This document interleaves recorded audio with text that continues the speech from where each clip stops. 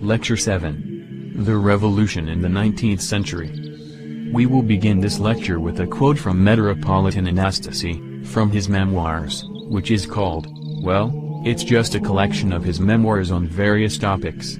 We will begin this way because he was a profound churchman in the full tradition of Orthodoxy, in whom, as in other great churchmen, great hierarchs, the spirit of the church is, as it were, incarnated, that is, they are the ones to whom we look for mature wisdom, not only on narrow church questions, but on this whole question of the revolution, for example. He comes from a Russia which had a particular, special relation to the revolution, as we'll see the next lecture.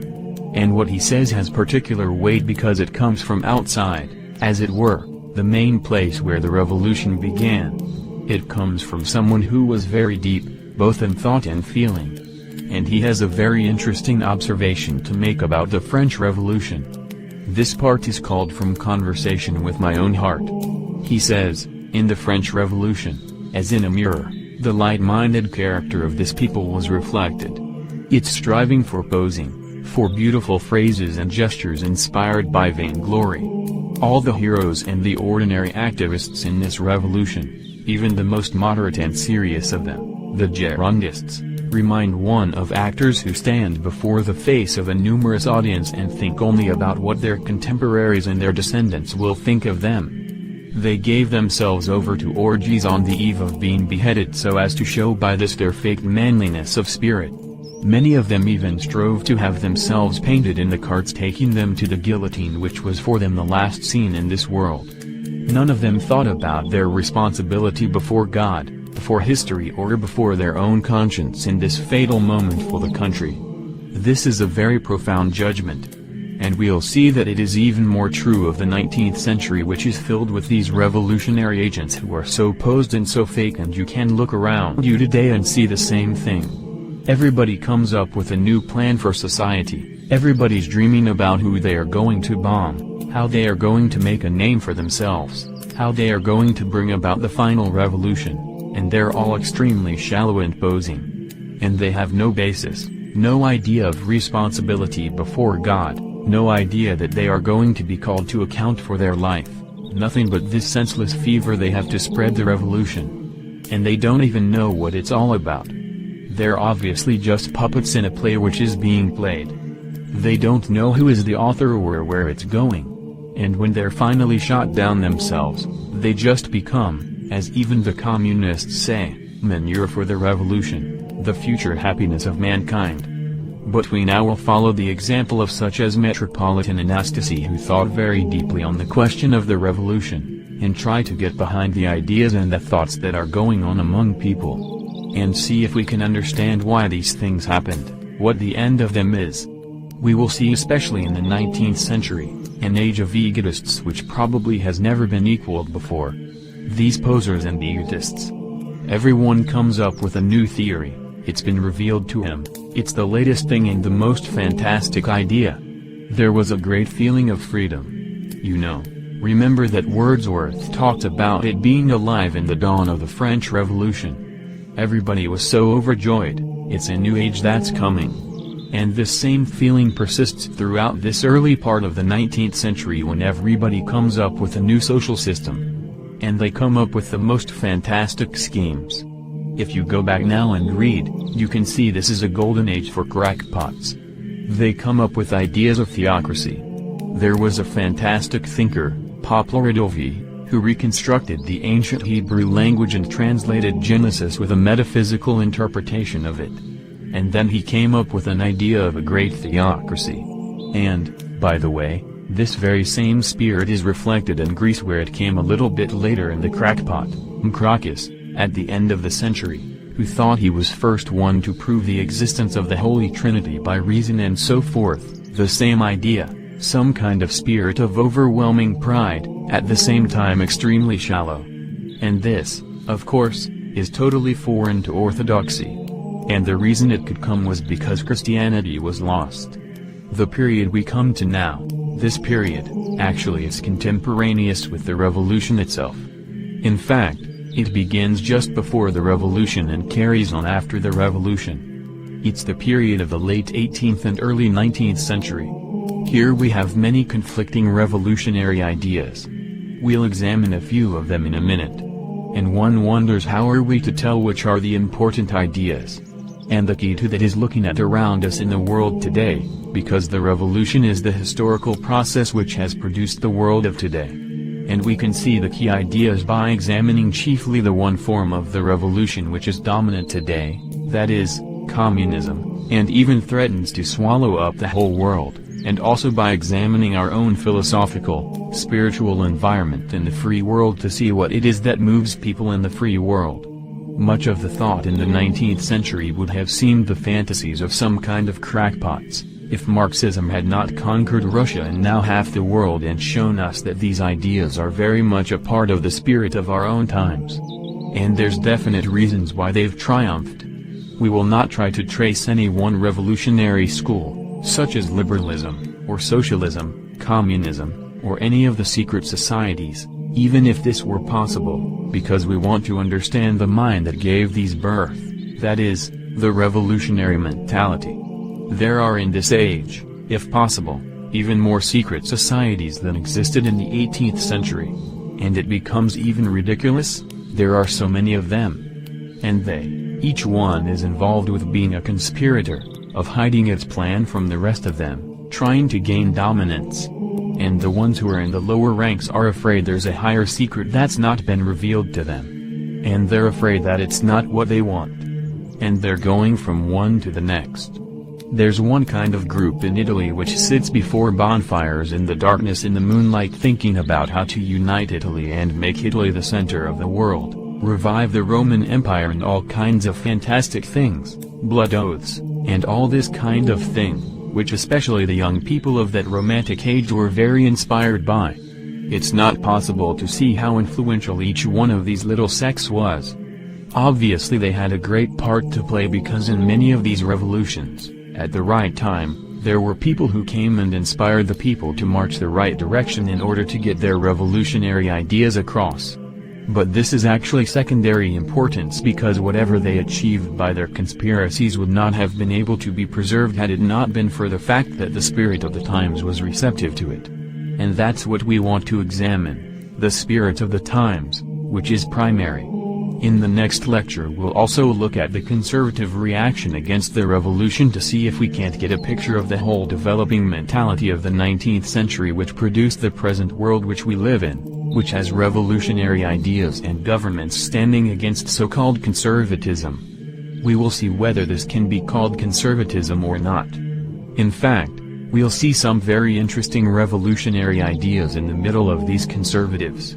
This world, we'll discuss chiefly the time of the post-Napoleonic age, because this is the time when thinkers had to stop and ask themselves what was the meaning of the revolution and where do we go next. The first thing that happened when Napoleon was overthrown and the revolution was crushed, or so it looked, the whole of Europe presided over by the magnificent, romantic Alexander from Russia who came to the West and proceeded to reconstruct the society of Europe, there was a political reaction. It's called the Age of the Political Reaction. The Bourbon dynasty was restored under the brother of Louis XVI, Louis XVIII, who was quite willing to live under the new conditions. And it was not actually much of a restoration. It was a new idea, that is, a constitutional monarchy.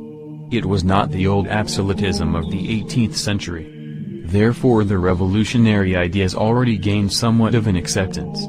This restoration meant that the churches were open. Of course, they were already opened in the time of Napoleon, but there was no more Napoleon to be bringing the revolution to everybody else. And there was somewhat the freedom of the press where all kinds of wild ideas could be expressed and also the conservative ideas. But underneath this whole society, the restored monarchy in France, there was a strong undercurrent of revolutionary unrest. Not because the people were particularly unhappy with their lot, although of course there were many grievances especially because it was the age of rising industrialism and, of course, the lot of the workers got worse and worse, but mainly because these ideas were in the air. And just because Napoleon was defeated, these ideas did not go away. They formed the climate of the times, the spirit of the age. In France there was one revolutionary outburst in 1830 in which the Bourbon dynasty was finally chased away. And the poor Charles X had to leave his slippers behind him as he fled in his coach to England. And the Orleans dynasty came in, I believe, a cousin of the last Bourbon king. And he was very much a man of the people, had even taken part in the revolution, and called himself king, by the grace of God and the people, that is, he put them both together. He's going to be both a traditionalist and a revolutionary. And we'll see later on what Nicholas I in Russia thought about that. But he in turn was chased out, and I think he left his slippers behind, as the new revolution in 1848 overthrew him. We'll look a little in the next lecture at what happened in that revolution, which is actually a repetition of 1789 to 1793, and rather hilarious if you don't count all the people that were killed, and ended with the clown monarch Napoleon III, who was one of the most light-headed monarchs probably Europe ever had, who ended up by rushing off to defeat the Germans, leaving Paris open. He lost all his armies and Paris was taken by the Germans in the worst defeat France ever saw. But that's already in the next lecture. Most historians regard the history of the 19th century as the battle between reaction, summed up by the name of Metternich, the Prime Minister of Austria, and the Holy Alliance, that is, all these nations who had the restored monarchs, against the revolution or freedom, as the workmen and the bourgeoisie tried to gain their freedom from the nobles and the kings. But this is a very superficial view. The real battle is much deeper than that.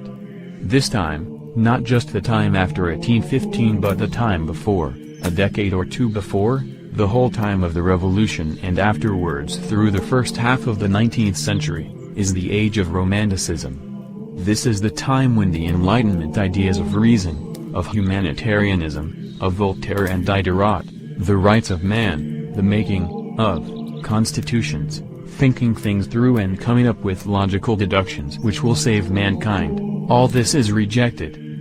But it is rejected only for its one-sidedness. Many of the more positive ideas, actually humanitarian ideal, and the overthrowing of the old system of the absolutism, are not so much rejected. But there's rather an irrational feeling, which actually comes straight from Rousseau, already in the middle of the 18th century, of a religion of feeling and a sympathy for all kinds of mysterious things and mysticism. But now this is reduced to this world. There's a great deal of sympathy for the Middle Ages and for the national past of every country, whereas the Enlightenment age was an international age. So you get people going around like the Grimm brothers to collect fairy tales, and the folk songs and tales of the people. And as far as the religion is concerned, of course, there's a great revival of Catholicism, and it becomes now fashionable to be seen at the Mass. But at the same time it becomes something new. It's not exactly like it was in the old regime. It's very much of a this-worldly atmosphere about it, and a great revival of occultism for several decades. It's at the same time, from before the revolution. And one can say that there's a search for some kind of new Christianity which will harmonize with the philosophy of the Enlightenment, keep the best features of the philosophy of the Enlightenment and reject the one-sidedness, such as Voltaire's anti-Christianity and the atheism of the later thinkers. This is the age of the great Romantic poets, the search for marvels, religion of inspiration and enthusiasm, new revelations, and the poets being carried away by their imagination, poems and stories about ruins and moonlight and darkness and all kinds of the darker side of life, the mysterious side.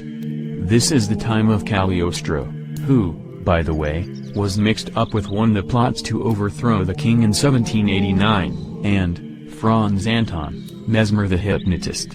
And in fact one of the French writers at this time, Johann Caspar, Lavater, said that Mesmer went around and laid hands on people's heads, hypnotized them and healed them and all kinds of things. And this one man said that this is the modern equivalent of the apostles' laying on of the hands, which in our times comes out in the charismatic movement. And Saint Martin, the unknown philosopher, as he was called, was mixed up with one of these lodges actually, which helped inspire the revolution, got mixed up very much with occultism. In fact, I met his son, Martinist, some years ago, who was claimed to be 80 years old and looked much younger and has the secret of long life and health and success, but there doesn't seem to be too much there, too much spirituality. One can say that this is the second age of romance in the history of Europe, the first one being the Middle Ages. In between these two ages there was the development of the scientific worldview and the Age of Reason. But now comes the reaction which produces back to something like the Middle Ages, only now it's going to be not within Catholicism that this romanticism comes out, but beyond Catholicism. There was a deep awareness in this period that the past, even though there was a political restoration and a longing for the past, and the poetry written about the Middle Ages, and everyone became enthusiastic about stained glass windows and so forth, still there was an awareness that the past could not be recaptured, the old Europe, the old regime was gone.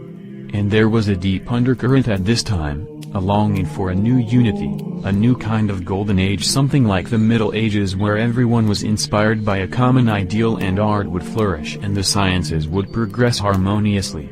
And this very feeling, this desire for some kind of new unity is, as we'll see, very much of a chiliastic idea.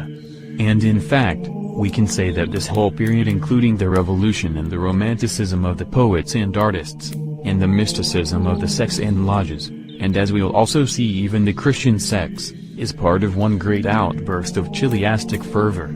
There are at this time so many prophets, so many people who have gotten the answer. It's been revealed to them what is the future of mankind, what is the truth. This is like the movement of the earlier Anabaptists we already looked at a little bit in those sects, only now it is on a much greater scale, because it enters not only the sectarian, religious sphere but enters into the main sphere of philosophy and politics. In the 18th century there are many of these chiliastic sects, the Shakers, the Rappites, and so forth. And in this very time a little bit later there come other chiliastic sects, the Adventists, the Mormons and many others, the Irvinites, and so forth. We'll look at a few of them in a minute. And these are only a small reflection of this attitude of mind which deeply penetrated the men of this time and which goes on even today. We will try to look at these all in a way together, because it's usual to think that the sectarian mentality is one thing, and the mentality which enlightened men, people who go to college and have degrees and so forth and are capable of rational thought, they are something else. But we'll see here that in this time all these currents are very much mixed up. 4. Example, German Romantic poet Novlis. Schenk, 1315. We'll give as an example of this chiliastic mentality, a couple of quotes from the German Romantic poet, Novlis, who wrote a novel, which I think is called Hans Weinrtendinger, one of the early Romantic novels about the search for the mysterious blue flower, in which he wrote a few things about his chiliastic ideas. He, by the way, and the great thinkers who had a great deal to sort of inspire this movement were all born about 1770. Interestingly enough, it's the very year Beethoven was born. We'll see later on Saint Simon, Owen, Fourier, these people, and Novlis was also born in 1772. I believe, and died in 29, at the turn of the century. He, Novlis, said, Christendom had again to become living and active. As yet there is no religion. We must first found a training school of genuine religion. Think ye that there is religion? Religion must be made and produced through the union of a number of men. The fullest germs of the new religion lie in Christianity, but they also lie comparatively neglected. And in another passage, who says that the Bible is finished? May it not be that the Bible is in the process of growing? Novlis' disciple wrote, he wrote in 1797, "Oh, these blind people who are talking about atheism. Does a theist as yet exist? Is any human intellect already master of the idea of divinity?" Novlis saw in the Christian religion the germ of democracy. 3. It is also, I think, highly significant that Novlis even anticipated the utopian and Marxian socialist expectation that there will be no need for a legal order in the society of the future, or at any rate that the number of laws will decrease, for laws are the complement of imperfect characters. In Novlis, Pamphlet Die Christenheit oder Europa. We find in it the same emphasis on the paramount importance of religion. It is impossible for secular powers to find their balance, a third element, secular and transcendental at the same time, can alone fulfill this task. Religion alone can again awaken all Europe, it alone can safeguard the nations. Novalis, like so many utopians, turned his eyes to the far distant past. Princes referred their dispute to the father of Christianity, the Pope, and willingly cast down their crowns and dignities at his feet. Here we have a typical example of a utopia attributed to a past period. A new golden period, with heavenly features, a prophetic wonder-working, wound-healing one, comforting us and enkindling hopes of eternal life. And in another passage, the old and new world are engaged in warfare. Perchance, in these events, as in the sciences, a more intimate and varied connection between the European states is at hand. And Novalis' ultimate aim was that Europe may again awaken and the states form but one. 4d Chileism and early socialist prophets to grave the utopian socialists. 1. Owen. 1771–1858a. Live 57b. New Lanark, still exists unchanged today, industrial community under benevolent capitalists. 20,000 visitors 1815–1825, including Nicholas I, largest cotton spinning mill in Britain. 1,500 employees. 12-hour day, low pay but many all occupational. Benefits to grave low rent, free medical care, schools, food at cost. Produced order, neatness and regularity. Aspects of life, 158. But later he saw that the factory wasn't the ideal. See. Background of his further ideas and religious communitarianism. Grave millennial sects of 18th–19th century, Ephrata community, Moravian Brethren, and later similar movements. Grave Mormonism, Adventism, especially influenced by Shakers and Rappites, and tried his experiments by buying the Rappite town of Harmony, Indiana. ONS was a secular continuation of an established religious experiment. D. New Harmony idyllic agricultural community described by a disciple. Grave 58-9. But radical ideas. Grave end of family system. P. 5860. Sought, like other early socialists, a science of man. Owenism did not degenerate into a sect. Grave had sectarian tone from the beginning. Shakers and Swedenborgians became Owenites and Owenites became Shakers. Grave X. P. 108. One disciple wanted to be made bishop. Grave 124. Owen felt himself to be an agent of a mission. Grave 134. E. Owen in America, 106. New Harmony described. Grave 164-5. Enthusiasm quickly died out. Communism experiments in America in 1840 were Fourierist. F. Illustrations. Grave P. 20, 84, 100 AB, 116 AB, 132 AB. G. Owen is carried away by Spiritism. Grave 251. 2. 3. Fourier 1772–1837a. Life, son of wealthy cloth merchant, good education, trained in France, Germany, Italy. Inherited much property from his father, but lost it in the Revolution. 1803, published article on European politics which interested Napoleon. Became small businessman, spent leisure on his work on new organization of society. B. Ideas, against individualism and competition. I.e. liberalism, new theory of cooperation for the harmonious development of human nature. Free development of human nature through unrestrained indulgence of passions, which will result in harmony. This discovery, he thought, ranked him with Newton, discovery of gravity, so Saint Simon also wanted to reorganize all of society on this basis. Grave society to be composed of phalansters with 1,600 people each, common building, phalansteer, and soil. Phalansters of uniform design. Dirty work done by children, no one required to do anything he didn't like. Marriage abolished, new arrangement substituted for it. c. No one paid attention to his first two works. His third work 1829 The new industrial world began to attract disciples. He attacked Owen and Saint Simon and the charlatanism of two sects. A disciple started a community in 1832, but it quickly failed. Fourier waited in vain for a wealthy capitalist to give money for new experiments. d. Made fantastic prophecies of future paradise on earth. Sea would turn into lemonade, men would be 7 feet tall, live to 144, have 120 years of free love. Men would progress, there would be 30 million scientists and great as Newton, and 30 million poets as great as Shakespeare. E. Brook Farm in Massachusetts, started 1841 to combine thinker and worker, became Fourierist phalanx Grave 1845, but collapsed by 1847. Dostoevsky and others influenced. 3.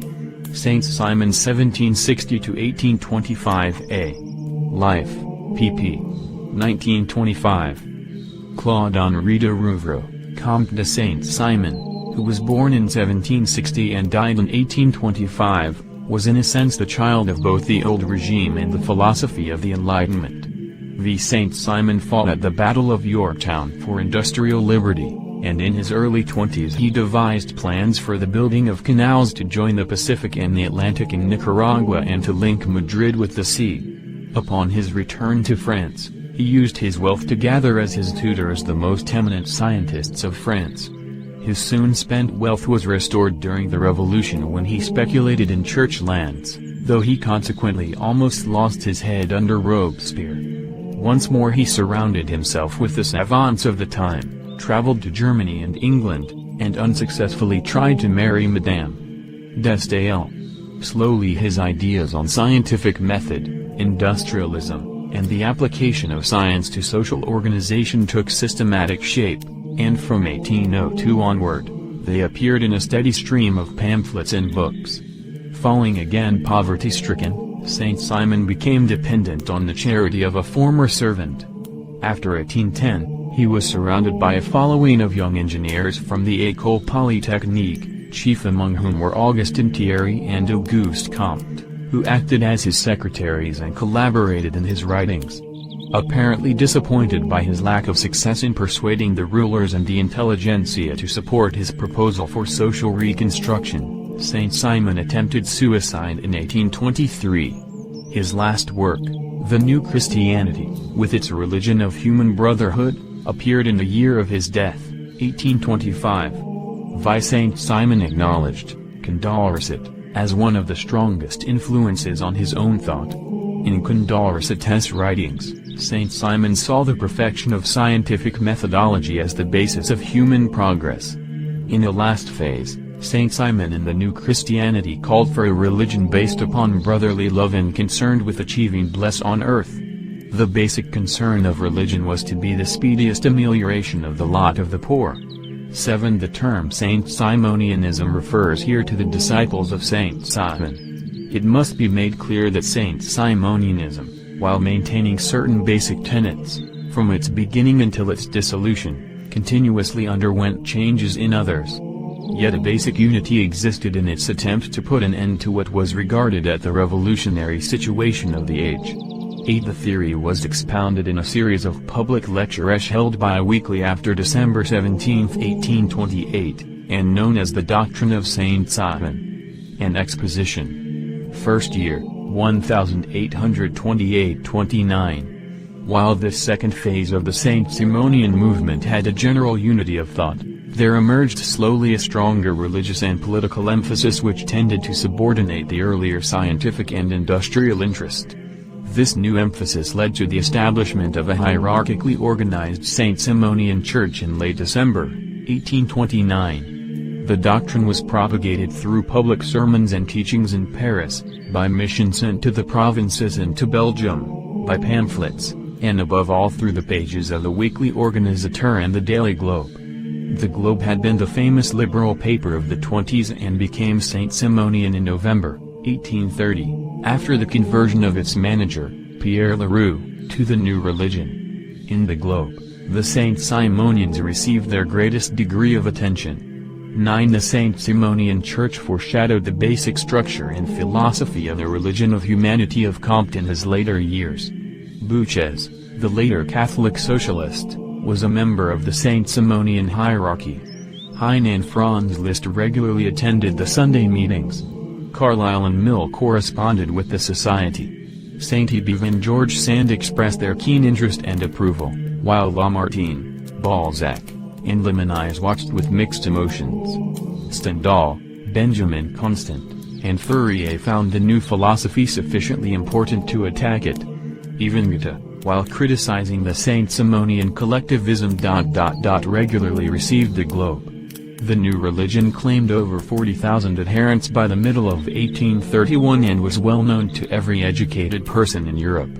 The disintegration of this second phase, during which Saint Simonianism was concerned primarily with social reorganization, was precipitated by the conflict within the movement on the question of woman. While there had been general agreement that woman, traditionally exploited like the worker, should be emancipated socially, a new orientation emerged under the leadership of Enfantin which increasingly emphasized the importance of the question of woman, finally advocated free love, and identified the outcome of history with the emancipation and sanctification of the flesh. This heightened feminism led to a schism, to the rupture of Bazard with the movement, the consequent departure of other members, and to legal persecutions after January 1832. On April 20, 1832, the last issue of the Globe appeared, and the second phase of the movement's history may be said to have ended. In the third phase, characterized by heightened feminism and pantheistic religious thought after 1832, the concern with social and political problems lessened. The Saint Simonians were now less interested in propagating the faith than in preparing for a more propitious time by the education of a hierarchy. They withdrew to a monastic life. The trials which resulted in the imprisonment of Enfantin further weakened the movement, which dissolved as an organized group after Enfantin's departure to Egypt in search of the woman Messiah. Later in the century, the Saint Simonians were to be prominent in financial and industrial projects, such as the creation of the Ciudad Mobilier, the extension of the French railroad net, and the construction of the Suez Canal. 11b. Influences grave secular Chiliasm, especially Lessing, Gotthold Ephraim Lessing, with philosophy of eternal striving and religion of the heart, and through him, Joachim of Fiore. Lessing, if God held concealed in his right hand all truth, and in his left only the ever-eager impulse after truth, even though coupled with the condition that I should ever and always err, and said to me, choose, I should relevantly take his left hand and say, Father, give unto me. The absolute truth is for thee alone? 12. But believed in revelation which brought human race from lower to higher stages. Man will progress to the state of not requiring belief in future life to do good, but will to do good for itself. Grave then will the eternal gospel, the third age of the Holy Spirit, come. Freemasons his ideal, who wait for the sunrise of the new age, and throw down barriers of religion, the state, and nationality. So, a romantic even in age of enlightenment, God is the soul of the world. Thus, Owen influenced by sectarians, Fourier by revolutionaries, Street. Simon by chiliastic tradition of Joachim of Fiore. C. Philosophy, New Age. 4. There have been no more philosophic doctrines worthy of the name than there have been general states of mankind, but the phenomenon of an orderly social order has occurred only twice in the series of civilization to which we belong and which forms an uninterrupted chain extending to our own time, namely in antiquity and in the Middle Ages. The new general state which we proclaim for the future will form the third link in this chain. It will not be identical with its predecessors but will offer striking analogies to them with respect to order and unity. It will follow upon the various periods of the crisis that has been disturbing us for 3 centuries. It will appear finally as a consequence of the law of the development of mankind. 13. Cause of today's evil. 11. We shall state that the cause of evil is to be sought in the lack of unity in social outlook, and the remedy will be found in the discovery of this unity. 14. We live in ruins of the Middle Ages. 18. We dwell in the midst of the rubble, the living rubble of medieval society which continues to bemoan its fate. 15. We must not just negate the Middle Ages. 22-3-4. It was believed that the solution of the problem consisted in putting a minus sign before all the terms of the formula of the Middle Ages, but this strange solution could only engender anarchy. We, who accept neither the Middle Ages nor constitutionalism, leap beyond the limits of the present. The time is approaching when the nations will abandon the banners of a disorderly and thoughtless liberalism to enter lovingly into a state of peace and happiness, abandoning mistrust and recognizing that legitimate power can exist on earth. 16. Unitary view of future. 24-5. The doctrine that we are proclaiming is to take possession of the entire man, and to give the three great human faculties a common goal and a harmonious direction.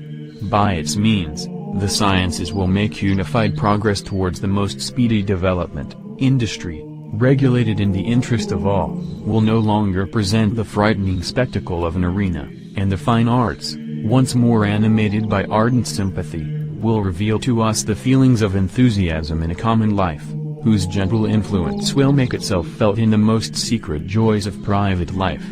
17 times are fulfilled. 40. Rid yourselves of all fear, gentlemen, and do not struggle against the torrent which carries you onward to a happy future. Put an end to the uncertainty which weakens your hearts and strikes you with impotence. Embrace the altar of reconciliation lovingly, for the times have been fulfilled and the hour is about to strike when, according to the Saint Simonian transformation of the Christian word, all shall be called and all shall be chosen. 18. Old must be destroyed. 50.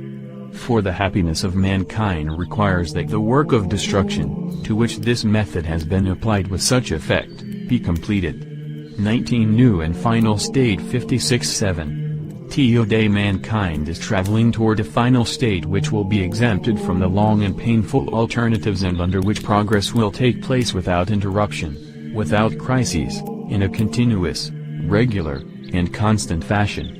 We are marching toward a world where religion and philosophy, cult and the fine arts, dogma and science will no longer be divided. The destruction of the former order of things has been as radical as possible in the absence of the revelation of the new order to be established. 20. Goal, universal association equals brotherhood. 58. This continuous succession of seeming grandeur and apparent decline, commonly called the vicissitudes of mankind, is nothing but the regular series of efforts made by mankind to attain a final goal. This goal is universal association, which is to say, the association of all men on the entire surface of the globe in all spheres of their relationships. 21. Christianity failed. 60, 71. Christianity, whose principle and expansive force have long since been exhausted, embraced in its love and sanctified by its law only one of the modes of human existence, and did not succeed in establishing its rule, now failing, over more than a portion of mankind. 22. The entire world is progressing toward unity of doctrine and action. This is our most general profession of faith. This is the direction which a philosophical examination of the past permits us to trace. Until the day when this great concept, born of the genius of our master, together with its general developments, can become the direct object of the endeavors of the human spirit, all previous social progress must be considered as preparatory, all attempts at organization as partial and successive initiations to the cult of unity and to the reign of order over the entire globe, the territorial possession of the great human family. 23. Future is religion. 202-3. We certainly do not claim to be heroes for introducing the foundations of a new religion to you. In this indulgent, or rather indifferent, century, all opinions, as we know, can appear without danger, especially when they seem not to go beyond the narrow confines of a philosophic school. But we also know that we are speaking to men who consider themselves superior because they are unbelievers, and who smile scornfully at all religious ideas, which they regulate to the Dark Ages, to what they call the barbarism of the Middle Ages, and to the childhood of mankind. We do not fear to brave this smile. Voltairean sarcasm and the arrogant scorn of modern materialism can dispel from some men's hearts the vague sentimentality common today.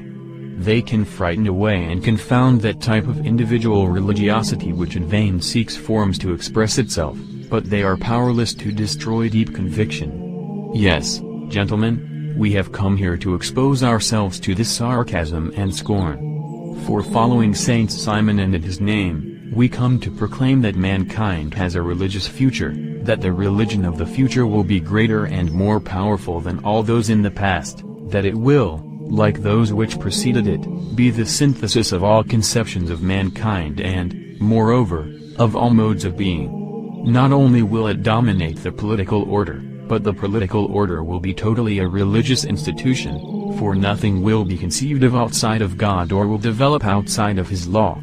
Let us add finally that this religion will embrace the entire world because the law of God is universal. 24 Science and Religion 206, 266.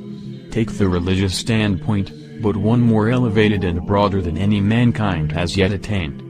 As long as science preserves its atheistic character, which is considered essential to it, science will not give expression to man's faculty to know successively and progressively the laws by which God governs the world, in brief, the providential plan.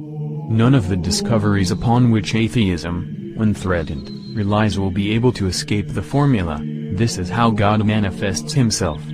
No, gentlemen, it is not the destiny of science, as many seem to believe, to be the eternal enemy of religion and constantly to restrict religion's realm in order someday entirely to dispossess it. On the contrary, science is called upon to extend and constantly to strengthen the realm of religion, since each of science's advances is to give man a broader view of God and of his plans for mankind. 25 We foresaw a time, no longer distant, when the sciences, freed from the influence of the dogmas of criticism and viewed in a much broader and general fashion than they are today, would no longer be considered antagonistic to religion, but rather as the means given to the human mind to know the laws by which God governs the world, the providential plan. 26 Tribute to Revolution's Work of Destruction 208-9. We have shown previously that critical epochs can be divided into two distinct periods. One forms the beginning of those epochs during which society, united by a fervent faith in the doctrines of destruction, acts in concert to overthrow the former religious and social institution. The other comprises the interval separating destruction from reconstruction, during which men, disgusted with the past and the uncertainties of the future, are no longer united by any faith or common enterprises.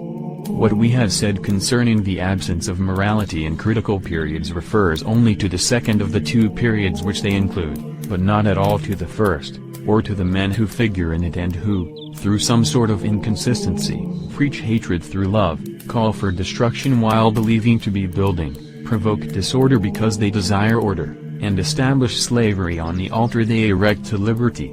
Gentlemen, let us admire these men. Let us pity them merely for having been given the terrible mission which they have fulfilled with devotion and love for mankind. Let us pity them, for they were born to love and their entire life was dedicated to hate. But let us not forget that the pity with which they inspire us should be a lesson to us, that it should increase our desires and confirm our hopes in a better future, in a future in which the men who are capable of love will ceaselessly be able to apply their love. 27 Man must have faith 211. Mankind never lacks faith. One will no more have to ask whether man has the inclination to believe than whether he will someday renounce love. Rather, it is merely a question of knowing on which men and ideas he will bestow his confidence and for what guarantees he will ask before abandoning himself to them. 28 New Prophet 213. We do not hesitate to say with you that what is not atheism today is ignorance and superstition. But if we want to heal mankind of this wound, if we wanted to abandon the beliefs and practices which we consider unworthy of it, if we wanted to leave the Church of the Middle Ages, we must open the Church of the future. Let us stand ready, as de Maistre has said, for a tremendous event in the divine order toward which, as all must notice, we are marching in an accelerated speed. Let us say with him that there is no longer religion on earth and that mankind cannot remain in this state. But more fortunate than de Maistre, we shall no longer wait for the man of genius whom he prophesies and who, according to him, shall soon reveal to the world the natural affinity of religion and science. Saint Simon has appeared. 29 Religion of Future 265. While proclaiming that religion is destined to assert its rule over society, we certainly are as far from holding that any of the religious institutions of the past should be re-established as we are from claiming to lead society back to the old state of war or slavery. We proclaim a new moral and political state. This is just as thoroughly a new religious state, for to us religion, politics, and morals are merely different names for the same fact. The religion of the future is called upon to take its place in the political order, but to be exact, when considered in its totality, the political institution of the future must be a religious institution. 30d. Importance. New world view must be religious. Socialism is not enough, you grave, there must be a synthesis of politics, science, religion, confined field theory of mind. Today we see the great defect of Marxism, it is not religious and mankind must have religion, as Saint Simon saw. This new Christianity is a thorough attempt to complete the process begun in the Middle Ages, to improve on Christianity.